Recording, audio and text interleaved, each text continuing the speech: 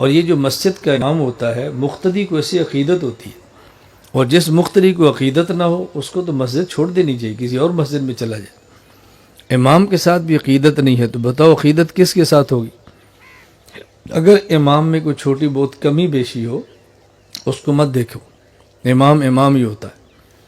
اور آپ یہ بات ذہن نشین فرما لو کہ امام عشاء کی نماز پڑھائے اور اس کے بعد 2 سنت اور 3 وتر پڑھے اور سو جائے، اور پوری رات سوتا رہے، نہ تسبیحات پڑھے، نہ تلاوت کرے، نہ ذکر کرے، نہ تہجد پڑھے، اور صبح اٹھ کے 2 رکعت سنت پڑھے اور فجر کی جماعت کرا دے، اور اس کے پیچھے کا جو مقتدی ہے وہ عشاء کے فرض پڑھے، پھر سنت پڑھے، پھر نفل پڑھے، اور پوری رات کھڑے ہو کے قرآن کی تلاوت کرے، پوری رات، اور پوری رات 1 کروڑ روپیہ صدقہ کر دے، اور صبح پھر امام کے پیچھے نماز پڑھے، اللہ کی قسم امام اس سے پھر بھی افضل ہے۔ یہ مولانا صاحب پھر بھی اس سے اعلیٰ ہے۔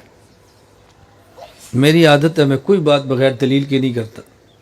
اس کے اعلیٰ ہونے کی وجہ کیا ہے؟ دیکھو، ایک فرض نماز کی اہمیت کتنی ہے۔ اگر کوئی شخص ایک فرض نماز کو پڑھے اور وقت گزار کے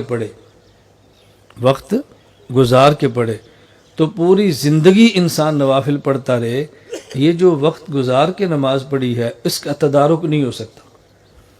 اس کا معنی یہ ہے کہ 2 رکعت فرض یہ عمر بھر کے نفلوں سے افضل ہے۔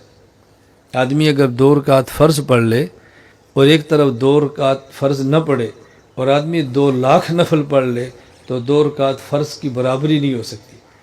تو یہ فرض کتنے اعلیٰ ہوتے ہیں، فرض کا مقام کتنا زیادہ ہے۔ اور ایک جماعت کے ساتھ فرض پڑھیں، اللہ اس پر 27 فرضوں کا اجر عطا فرماتے ہیں۔ یہ گنتی آپ نے کرنی ہے، میں نہیں کروں گا۔ امام عشاء کی نماز پڑھائے، پیچھے 1000 مقتدی ہوں، تو امام ہر مقتدی کو 27 فرضوں کا اجر ملے گا، اور امام کو 27,000 فرضوں کا۔ اور امام صبح فجر کی نماز پڑھائے تو ہر مقتدی کو 27 فرضوں کا، اور امام کو 27,000 کا۔ 27 اور جمع 27 54,000۔ تو اس کا معنی اگر مقتدی 1000 ہوں تو امام کو 54,000 فرضوں کا اجر ملتا ہے۔ 54,000، اور مقتدی کیا کر رہا ہے؟ نفل۔ پوری رات نفل پڑھے گا تو کتنے پڑھ لے گا؟ 1 ارب بھی صدقہ کر لے تو نفل ہی ہوگا نا، اور امام کو 54,000 فرضوں کا اجر مل رہا ہے۔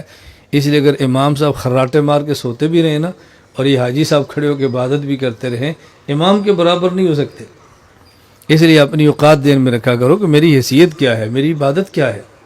جب یہ دماغ بنا لیں گے تو پھر مولانا سے کبھی نفرت آپ کو نہیں ہوگی۔